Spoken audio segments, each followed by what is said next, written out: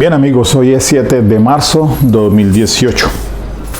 Bueno, les había comentado pues que el doctor Alejandro Felipe Sánchez Cerón me regaló su tesis doctoral de la Universidad Externado de Colombia, una interesante obra titulada pues Acuerdos y Allanamientos, Descubrimiento Probatorio Anticipado. En realidad no me he leído sino el primer capítulo y ya me dio para hacer esta conferencia. Le agradezco mucho al doctor pues Alejandro porque está muy interesante esta obra. Por lo siguiente, miremos entonces los siguientes asuntos o aspectos, temas. Aquí he colocado en el tablero pues el capítulo primero. Dice argumentos que pretenden legitimar acuerdos y allanamientos sin descubrimiento probatorio anticipado. Ese es el primer capítulo y está dividido así. Primero, la influencia del modelo norteamericano respecto del ocultamiento probatorio en allanamientos y acuerdos. 2. Fundamento constitucional para impedir el descubrimiento probatorio anticipado en Colombia. Un tercer punto, la evolución en la jurisprudencia ordinaria colombiana sobre el control judicial de los acuerdos y allanamientos. Un cuarto tema aborda las implicaciones prácticas de aplicar un modelo de negociaciones y allanamientos sin descubrimiento anticipado. Finalmente hace unas conclusiones.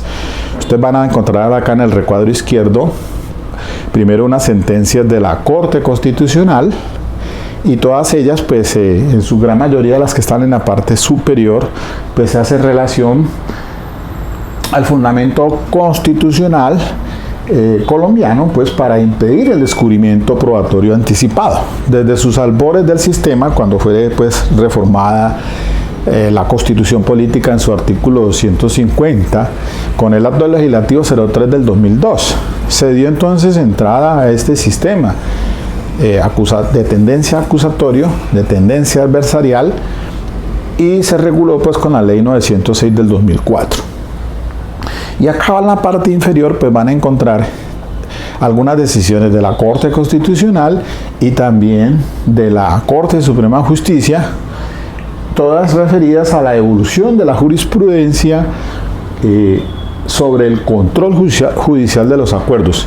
Marcamos una época, primero hasta el 2012, desde el 2006 hasta el 2012, y recientemente, pues a partir de esa última fecha, cómo ha modulado la Corte Suprema de Justicia este asunto de sobre el control que se hace a los acuerdos y allanamientos. Lo interesante del tema, mis queridos amigos, y puedo decir pues de una vez las conclusiones para centrar el tema, dice Alejandro lo siguiente en su página 98. Como se observará adelante, tanto el sistema norteamericano como los de origen continental europeo que han incorporado acuerdos o declaraciones unilaterales de culpabilidad formalmente establecen algunos parámetros de control judicial para evitar injusticias en el momento en que las partes negocian o se allanan. No obstante, dice aquí, en esta investigación se postulará que, más allá de ese control en esencia vertical del Estado, también se requiere implementar una forma de control horizontal. Esto es, enfocado desde la contraparte, a quien debe permitírsele, por regla general, el conocimiento de los elementos materiales probatorios o de información. Y en su conclusión, capítulo, pues el punto quinto, Una corriente procesal, dice, impulsada desde Estados Unidos, aplica y respalda una concepción teórica en la cual estará justificado negociar u obtener declaraciones unilaterales de culpabilidad a partir del secreto de la actividad investigativa, en la medida que ello se estima con natural a un modelo de adversarios que están habilitados para usar las mejores armas con el fin de sorprender y derrotar a su contraparte. Para el caso colombiano, esta visión teórica se reprodujo como parte de la justificación para reformar el modelo procesal que operó hasta el 2004, intentando superar un esquema calificado de inquisitivo para aplicar otro más moderno que fortaleciera los postulados de publicidad, oralidad y mediación, contradicción y confrontación y concentración. Diría que confrontación también. De tal manera que bajo ese paradigma no era necesario anticipar el descubrimiento probatorio desde la instrucción, pues sería el juicio el escenario natural para ello. Finalmente dice así: no obstante, si bien el punto de gravedad ha sido puesto en el juicio, la realidad apunta a que una gran cantidad de asuntos, en virtud de los estímulos punitivos que suelen aplicarse, no arriban hasta esa instancia y culminan en fases previas, en lo que imperan son los acuerdos y declaraciones unilaterales de culpabilidad, institutos que sustentan el secreto probatorio. Bueno, efectivamente, pues se contextualiza lo que de la obra, pues que de la tesis doctoral de Alejandro Felipe, pues que efectivamente en esa transición a este sistema como está ahora actualmente, se quiso por política criminal que realmente pues no fuera sino a juicio oral un 10%, es decir, que todo terminara en lo que se conoce pues como la sentencia anticipada, otrora.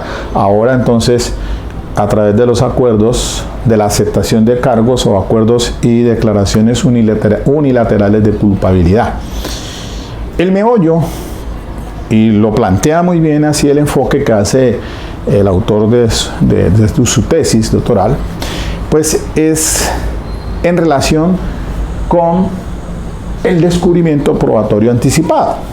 Entonces, esto me da a mí para un pensamiento que pues he venido de pronto en algunas otras ocasiones analizando, y es que el tema de que en esta ley 906 de 2004, pues cuando se da la primera fase esta de audiencias concentradas, legalización pues de captura, imputación de cargos y la medida de privación de libertad, de acuerdo a los 87 y siguientes, pues hablamos de la inferencia razonable de los elementos probatorios, que ahí es en ese momento se presenta pues esa evidencia,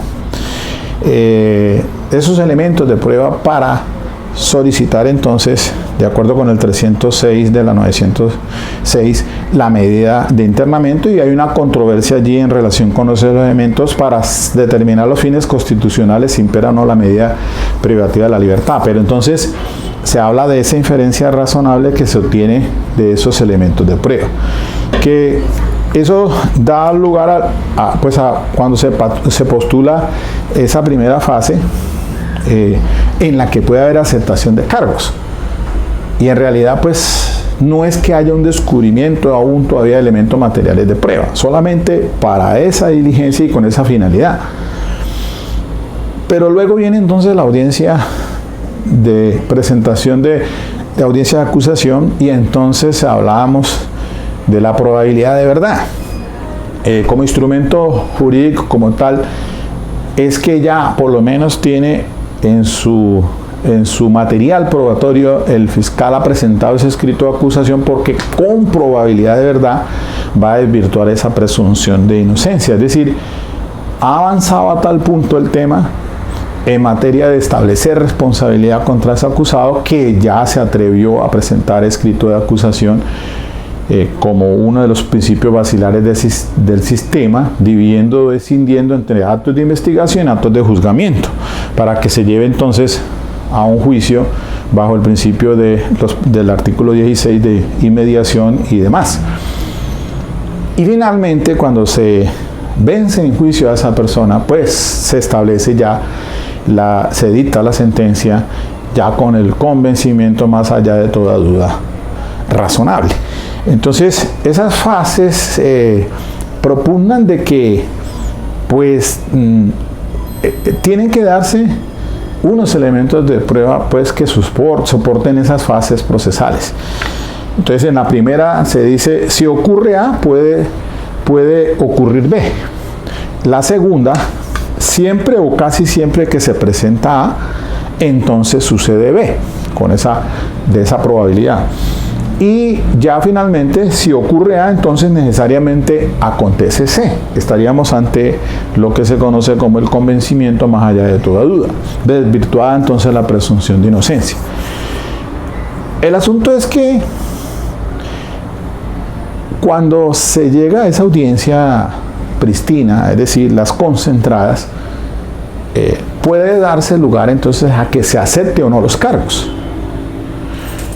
Pero allí está ese asunto sobre el descubrimiento probatorio anticipado para entonces que esa persona pueda tomar esa decisión libre, voluntariamente.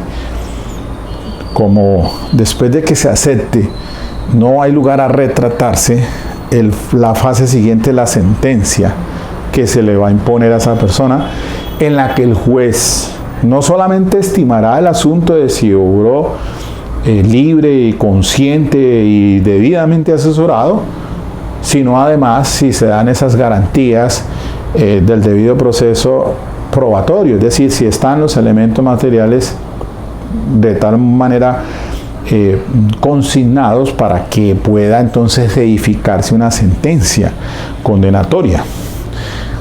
A mí me parece pues una situación que he sostenido yo, por ejemplo, que aquí en Colombia, si ponemos a hacer si hacemos una estadística más bien de si una persona resulta condenada, puede obedecer a que de pronto no haya tenido una real defensa técnica. Es un problema, pienso yo, desde un punto de vista en el que, por eso, para darle paso a ese sistema actual, se crea la Defensoría Pública, y en esencia entonces el sistema funciona, es porque la Defensoría Pública está allí para atender a ese usuario, a esa persona, de acuerdo a esas necesidades. Casi el 90%, pienso yo, que se atienden a través de Defensoría Pública, y un porcentaje muy mínimo se va con abogado de confianza. Entonces, la pregunta que yo lanzo y hago es, ¿a usted lo condenan o es por falta de defensa técnica, por falta de tener usted capacidad económica para nombrar a un abogado de confianza, o porque el sistema lo induce de una manera tal que a usted no le quede otra que aceptar los cargos allí? Porque es que volvemos otra vez al tema de que da entrada a este sistema, la vigencia del sistema por política criminal era, y con esa, como dice aquí, la influencia del modelo norteamericano, es precisamente que fuera solamente un 10% a juicio oral.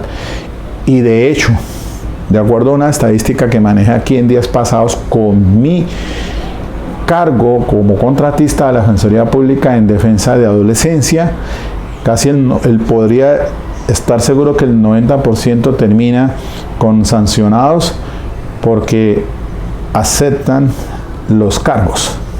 Entonces, es muy poco lo que realmente se lleva a juicio oral. El asunto es que se han consensuado y se ha, pues, diría yo, permeado en la misma rama judicial, o se ha dado a vender en una idea, me parece a mí equivocada, de que si usted no acepta los cargos, entonces tiene la obligación de presentarle a su defensor elementos de prueba para que se llegue a un juicio oral. Muchas veces llegamos a ciertas audiencias de acusación y la preparatoria, más esta última, con más razón cuando nos toca como defensores presentar el descubrimiento de elementos de prueba, que le hace el mismo funcionario le repito, una equivocada intervención, diciéndole muchas veces al acusado: mire cómo está aquí el fiscal con sus elementos de prueba y usted no le ha dado nada al defensor para que ejerza, valga la redundancia, su defensa. Como quien dice, presionando irregularmente a que esa persona entonces acepte unos cargos y se le está quebrantando garantías judiciales como son el derecho a la defensa. Esa es la realidad de las cosas, hay que admitirlo. Una cuestión es el papel, la norma, y otra cosa es en la casuística, allí en el ejercicio del litigio. Hoy me pasó.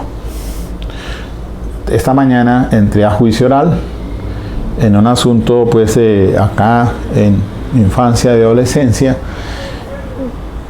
El joven está acusado de homicidio agravado y porte ilegal de armas. Pues ya está en libertad porque se vencieron los términos.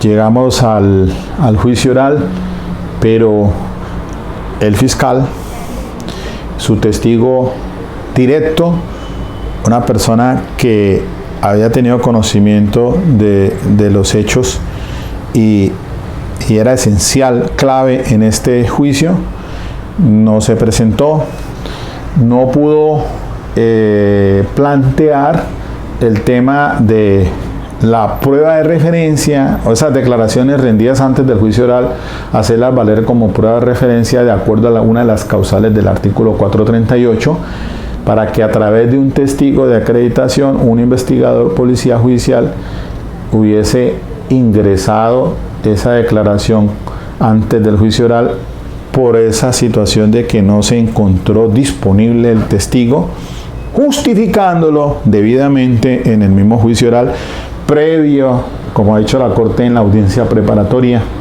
y después en el juicio oral, si aún persiste la no disponibilidad del testigo. Y se fue a pique todo el cargo de la Fiscalía, porque pues conocemos muy bien del 381, inciso segundo, dice que no puede fundamentarse una sentencia condenatoria única y exclusivamente en prueba de referencia. Entonces, volviendo a este asunto,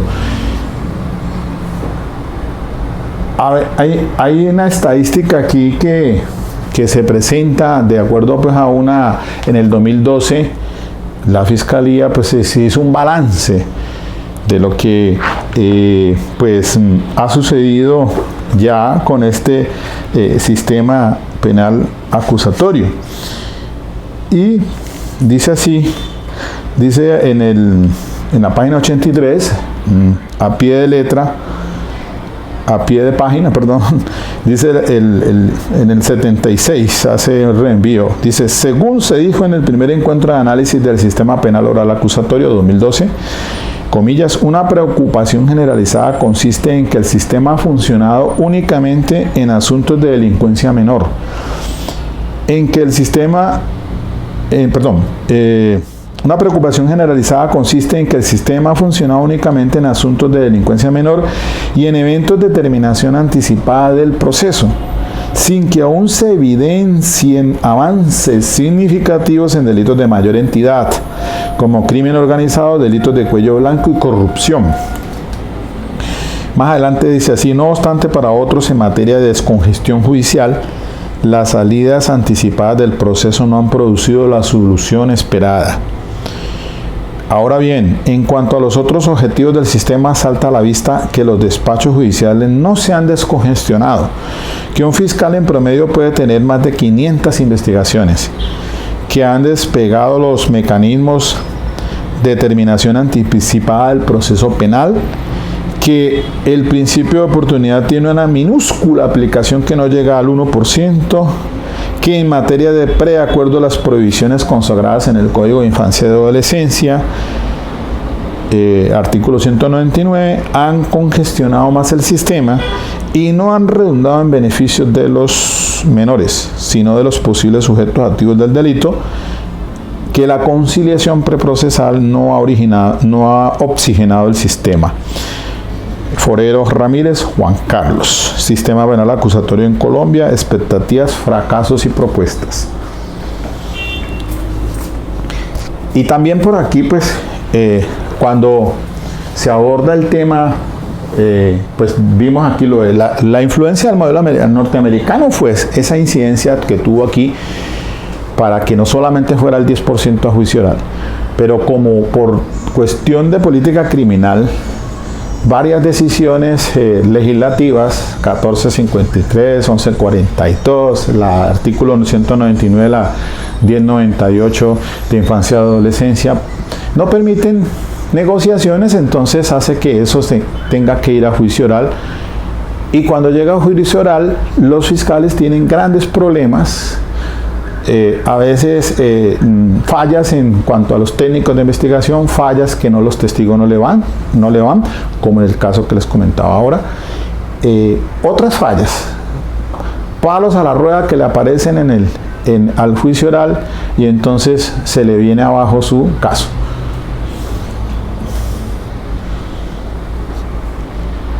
Y ustedes miren ustedes efectivamente que miremos aquí: Corporación de Excelencia en la Justicia y Embajada Británica, del balance que se ha hecho. Vea, según un informe, el 79.8 fue producto de la aceptación de cargos, es decir, sobre sentencias condenatorias.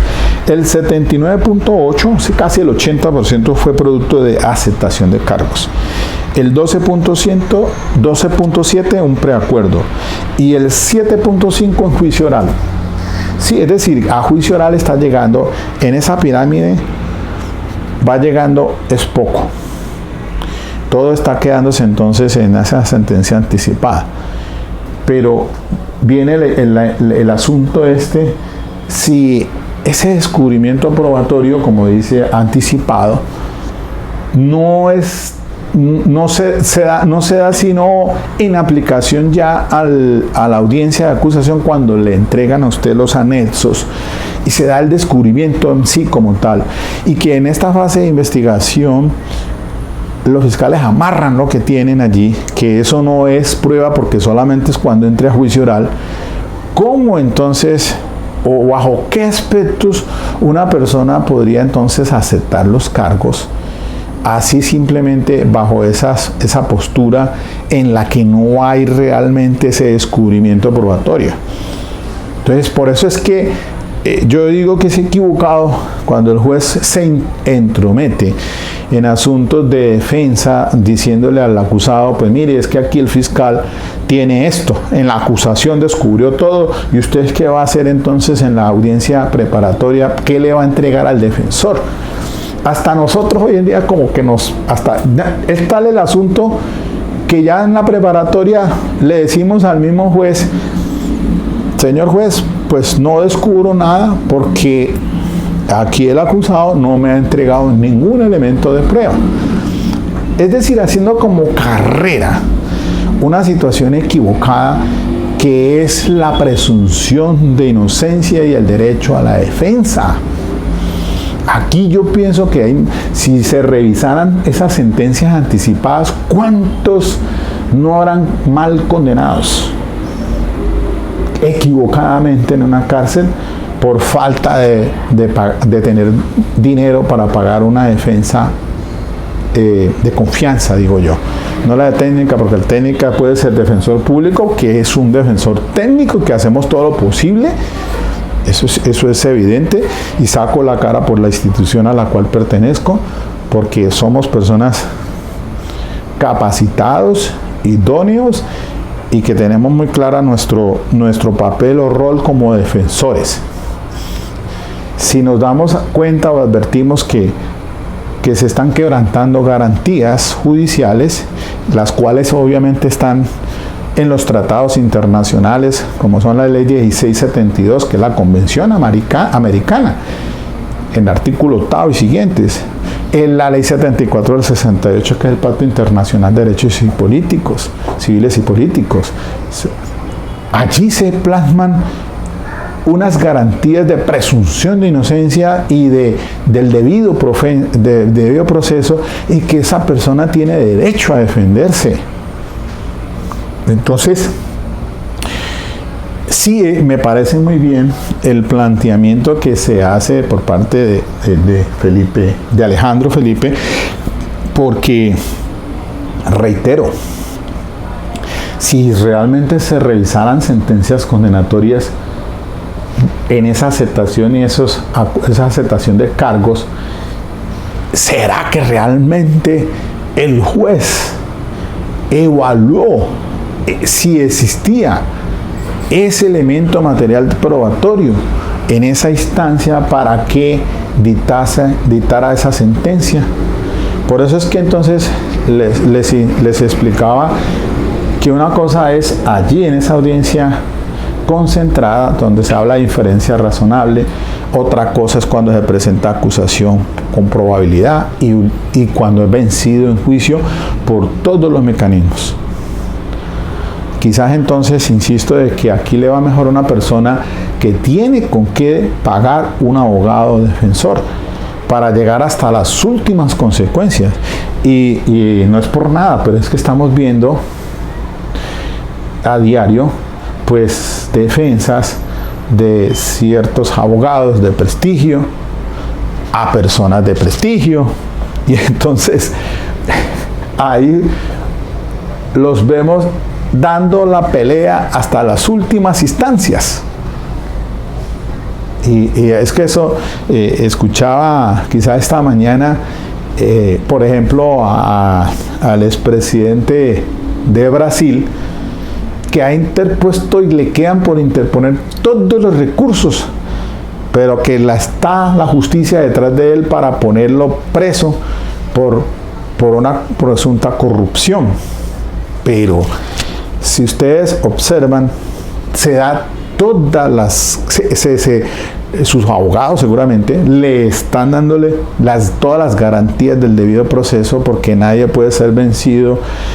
Hasta la última instancia no puede considerarse vencido en juicio.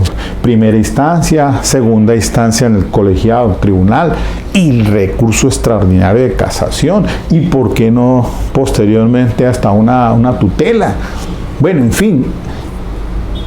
Pero a veces, digo yo, hay gente que está detenido, mal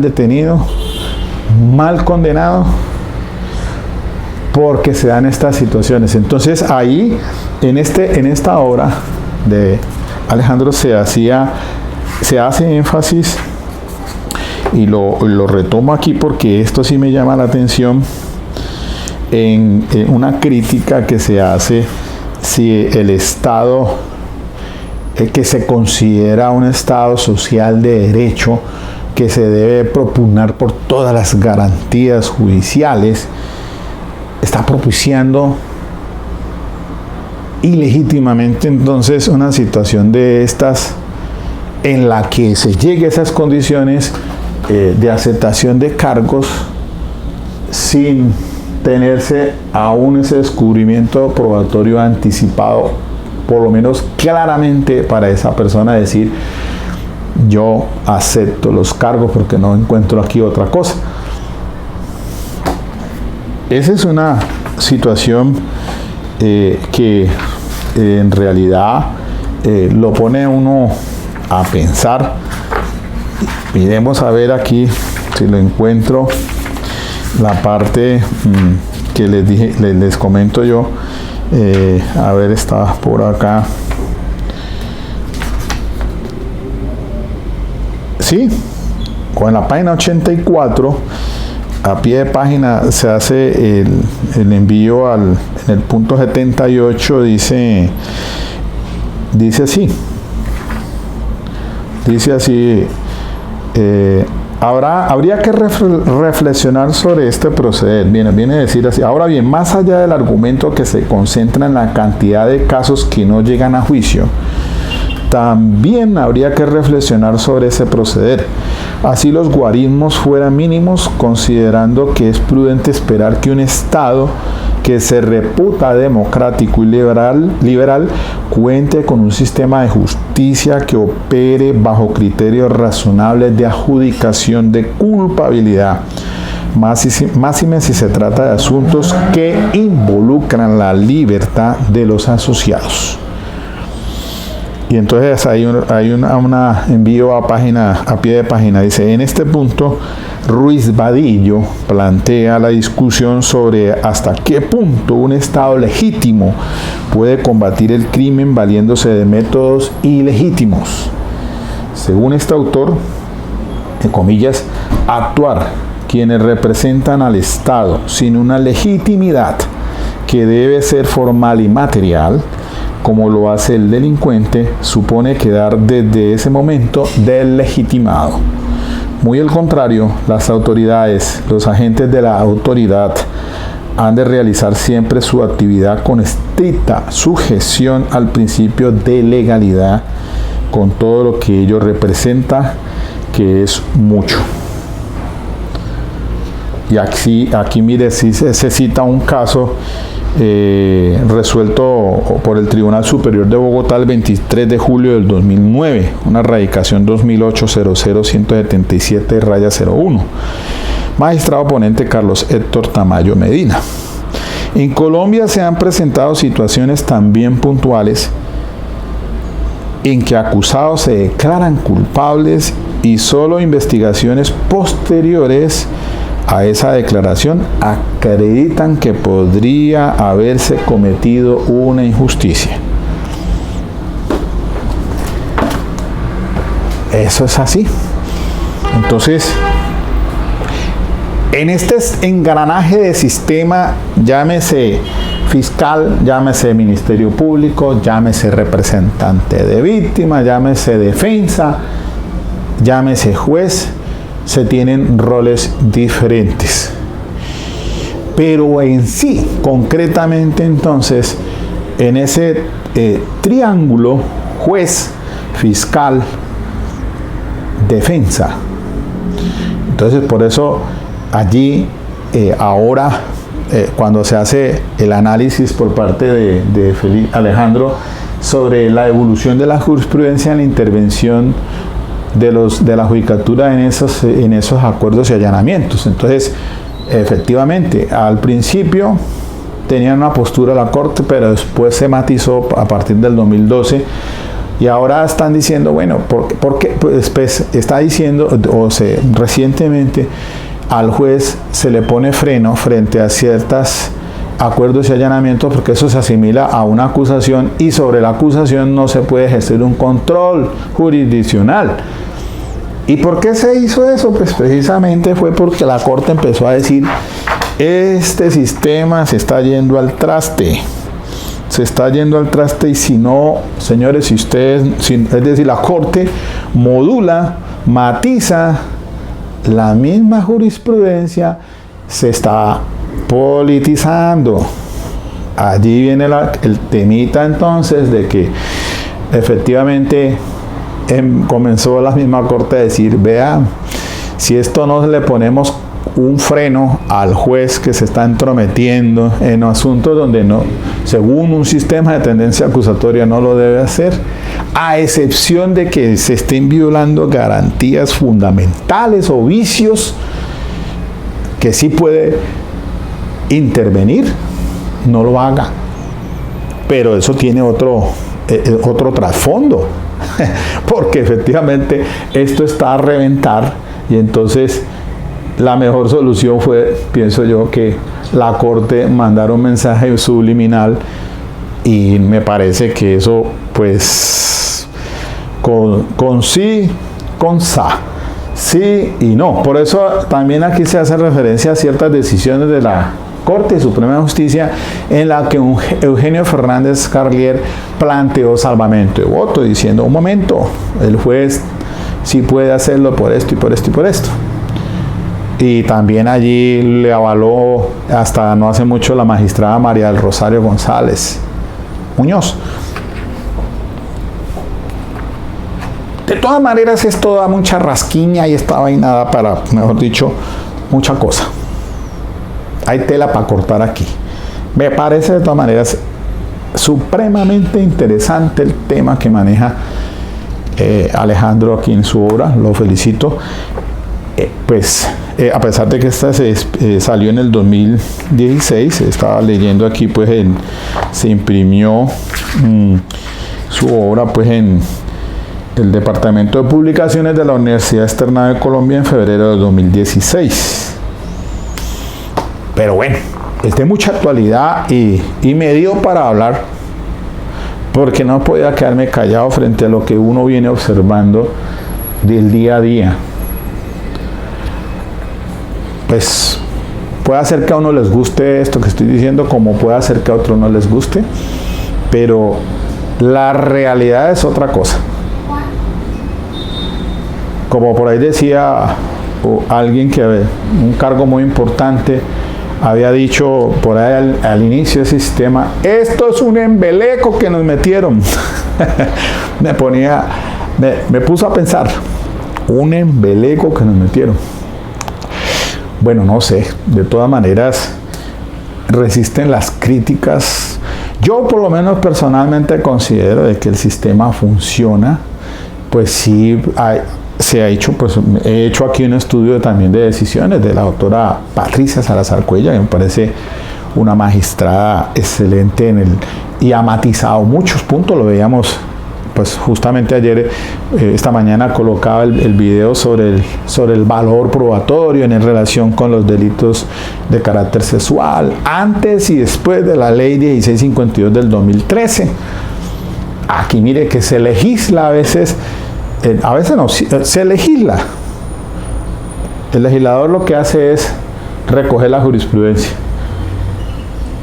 Acordémonos muy bien cuando el tema de la privación de la libertad, de las libertades por vencimiento de términos, Nilson Pinilla, una decisión por ahí del 2008, después entonces se legisló recientemente ahora, entonces se recoge también todos esos pensamientos de la Corte Interamericana de Derechos Humanos, que la excepción es la privación de la libertad, pero todo eso tiene entonces un trasfondo también.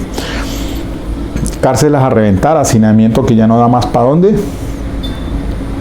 Entonces miremos a ver si otros instrumentos ya de carácter legislativo pues le dan una salida a esos asuntos. Asimismo podemos considerar entonces que cuando la Corte Suprema pues está sacando estas decisiones, pues son también campanazos de alerta para que el legislativo haga lo propio, acomodando esa jurisprudencia en la ley.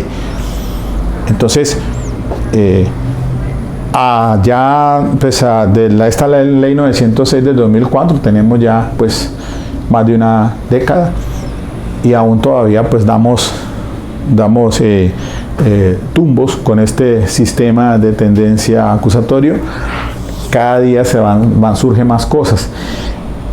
Yo lo digo personalmente, me gusta más este sistema, no el de la ley 600, el de la perveniencia de la prueba. Me parece este es un sistema procesal que se compagina con ese sistema pues en el que se debe llegar a un juicio oral, pues para vencer a esa persona en juicio, introducir elementos de prueba, o bueno, en fin, realizar ese ejercicio del debido proceso y el derecho a la defensa, y finalmente que sea vencido en juicio. Pero que hayan problemas como amenazas con las víctimas y entonces que ya no le van al juicio oral, entonces para eso mire lo que hace la legislación de la prueba, sobre la prueba de referencia. Entonces, si al principio decían que se podían utilizar las declaraciones con esos fines excepcionales del 438, entonces cuando estaba desaparecido, cuando la persona muere, y eventos similares, y la misma jurisprudencia entonces empezó a decir que cuáles son esos eventos similares para darle entonces cabida a que llegue al juicio oral bajo esa excepcionalísima situación, violándose el derecho de confrontación incluso, que es en esencia la base pilar de este sistema. Y ahora entonces con la 1652 del 2013 para los asuntos de no revictimizar a los niños y las niñas, y en fin, entonces cambia, se legisla para corregir esas cosas que por razones de política criminal entonces menguan un sistema, un juicio, digámoslo así, donde realmente debería existir el derecho esencialmente de contradicción y confrontación, pero entonces sacan aristas de tipo legal para poder entonces edificar una sentencia condenatoria con prueba de referencia más indicios, o con solamente indicios, prueba, bueno, valores menguados la prueba de referencia sí, pero no deja de ser un problema a la hora de valoración probatoria, asuntos que todavía aquí en nuestro país causan pues todo este tipo de escaramuzas, y si nos atenemos a que todavía estamos en pañales en los juicios orales porque ni siquiera manejamos esa técnica de contrainterrogatorios. Si no van a juicio, ahora sí que menos vamos a aprender nosotros sobre técnicas de contrainterrogatorio. Pues obviamente, como lo he venido diciendo, solamente las experiencias repetidas te dan las habilidades, y si no tienes experiencias repetidas, pues qué habilidades va a coger. Entonces volvamos a negociadores, nos volvimos fue negociantes, acordemos y preacordemos, y entonces ya ahora entonces degrademos conductas, y bueno, un festín de, excúseme la expresión, un festín de asuntos allí que sí, eso denigra de la administración de justicia muchas veces, y da para muchas cosas allí de tipo irregular. Y pues entonces pienso yo que pues pienso muy importante este análisis que hizo en su primer capítulo. No lo he visto los demás, ojalá es que estén así de buenos como este tema. Reitero otra vez que me ha parecido excelente su obra de tesis doctoral de Alejandro Felipe, y pues las conclusiones a las que llegan. Entonces mire que no solamente sea ese control vertical, el del juez, sino que también sea horizontal, frente a enfocado pues a que permitírsele que por regla general el conocimiento de los elementos materiales probatorios o de información. Aquí tiene usted, esto es lo que aparece en contra suyo. Por lo menos en la ley 1098 del 2006, o sea, en infancia y adolescencia sí lo permite, porque llegamos allí esas audiencias concentradas y el código lo permite, que haya el descubrimiento en esa audiencia de legalización de captura, de imputación de cargos, y entonces de primera mano podemos tener el acceso pues a esas evidencias y esos elementos de prueba. Pero pues puede dársele un manejo muy diferente para decir pues hombre, pues realmente el acusado tenga conocimiento de qué es lo que aparece en su contra y que tome las decisiones más adecuadas, obteniendo de pronto ciertos beneficios, porque pues el sistema se implementa con beneficios, el 50, la tercera, bueno, no sé, según la fase en que se dé, y ahora las degradaciones de conducta, y entonces, bueno, asuntos que de pronto pueden darle ciertas gabelas a los mismos al acusado, evitando pues que se vaya a un juicio oral, y con las implicaciones que eso tiene, ¿no? Porque es que es cuestión de, pienso y repito y vuelvo y lo digo, de tener con qué pagar un defensor de confianza. Uno que lo esté allí atendiéndole y llevándole todo el proceso. Por eso insisto, pues el sistema de defensoría pública se crea pues para darle entrada a este sistema. Mal o bien ahí se está haciendo, claro, y con las uñas se trabaja. Para eso se implementó el sistema, pero no puedo decir que esas personas obviamente no tengan defensor, lo tienen, y calificado. Pero habrá alguien que quiera decir, yo tengo mi abogado de confianza y le puedo exigir con más vehemencia y lo puede asistir entonces, e incluso escoger su abogado, porque pues aquí en Colombia sabemos, y con nombres propios, entonces cada uno puede tener derecho a escoger su mejor abogado, el que lo represente, que le lleve su causa y obtenga los resultados más favorables para él, pero que se respete su debido proceso, se respete su presunción de inocencia, y que solamente hasta cuando haya sido vencido en juicio es que entonces entre a cumplir su condena. Ok, mis estimados amigos, dejemos esto aquí.